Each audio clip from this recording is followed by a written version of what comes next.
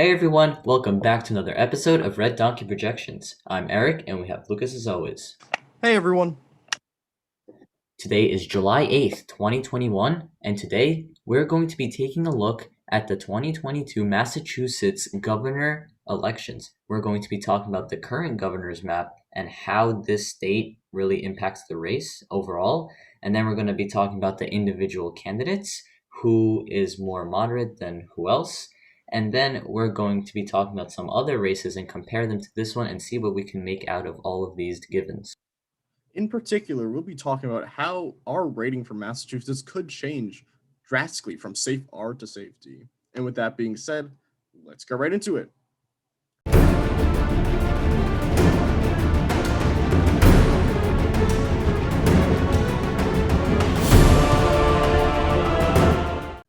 So this is our 2022 governor prediction map. As you can see right here, we currently have the state of Massachusetts as safe R. Now, how can this change? So first of all, I do want to say that you might be very confused. Massachusetts, yes, is a very, very liberal state. However, they do have a moderate Republican as their governor. So how could this change?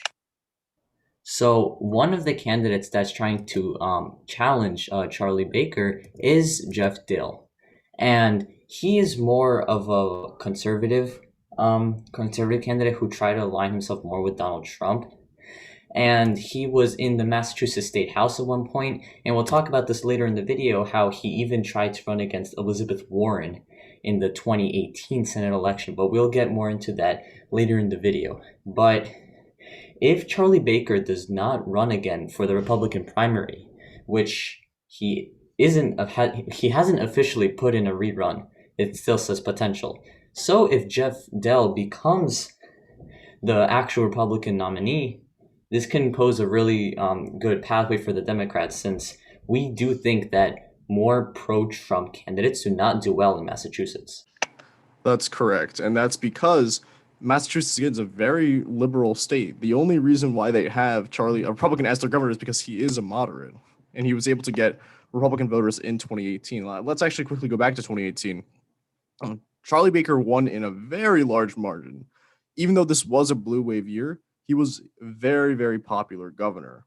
So looking at this now, Charlie Baker again has not yet announced, but if it is a Charlie Baker versus Geoff Diehl matchup and Geoff Diehl wins, that spells a lot of trouble for Republicans.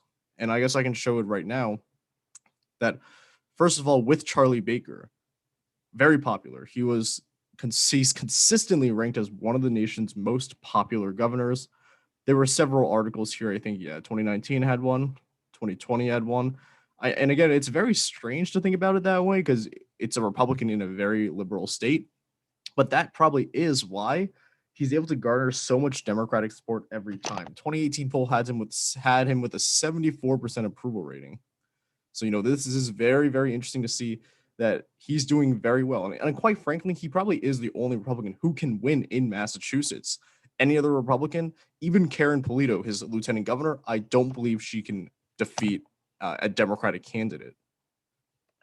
And I'll let Eric, kind of brief over you over the Senate election when Geoff Diehl tried running in 2018. Yep. So in 2018, as Lucas said, Geoff Diehl placed a bid to run against Elizabeth Warren. So here we see a complete opposite from what happened with Charlie Baker, because as we know, Massachusetts is very generally overly Democratic, and we see that with these numbers. Elizabeth Warren won 60% to 36% against Geoff Diehl. So Geoff Diehl does not do very well with the people of Massachusetts, unlike Charlie Baker. So Charlie Baker is this kind of like one-of-a-kind candidate here in Massachusetts who consistently does very well. So this can kind of be, or not, maybe not to the same extent, but if Geoff Diehl becomes the nominee for the governor's race, if Charlie Baker does not decide to run, we can have some sort of a similar result, because any other Democrat that's not up against Charlie Baker will very likely win. Exactly. And I want to pull on what he's saying. This is like Charlie Baker is like a Larry Hogan type of candidate. Larry Hogan, a Chris Christie, for example. They're the only Republicans who could win. And I will, Geoff Diehl being a bad candidate isn't just the only thing here. Elizabeth Warren is very popular within her state, so it was pretty likely that she was going to win anyway. However, it still demonstrates that the people of Massachusetts don't want, the people of Massachusetts as a whole really don't like a very pro-Trump candidate like Geoff Diehl. But now the question is, what type of chance does what type of chance does Geoff Diehl really have in defeating Charlie Baker in a primary? And I pulled up here actually the 2020 Senate election in Massachusetts. It's funny because we made a video about this in the past, but we made a video on the Democratic primary, and we kind of said, the Republican primary is not going to matter that much. But we can actually use the Republican primary right now to perhaps look at what could happen in the 2022 Republican primary for governor. So here's the thing. We really don't have that much information on the primary right now. We don't have any polling out.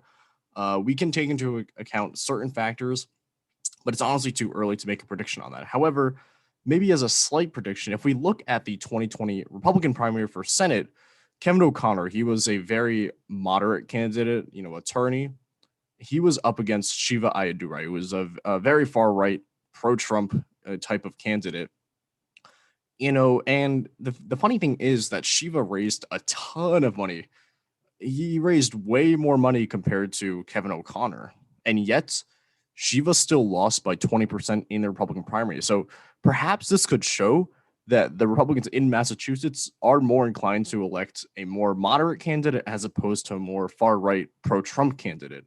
So this potentially could maybe mean that if Charlie Baker does end up going against Geoff Diehl, maybe he does have a better chance with the Republicans against let me rephrase that. Perhaps if he does go against Geoff Diehl, perhaps he has a better chance at winning, even if Geoff Diehl is running. And this is funny because it's kind of the opposite of what you would expect around the country, because around the country, Republicans are scared that they're going to get primaried by a pro-Trump candidate because, most Republicans do favor a pro-Trump candidate. However, it does show here that perhaps they're more willing to support a more moderate candidate, which is why at the moment we are still predicting that Charlie Baker would win a primary against Geoff Diehl, but it's still very early to tell. And that is the end of the video for today. Thank you all so much for watching. Like this episode, please like one if you like our content, please subscribe, and we'll see you in our next episode tomorrow. See ya.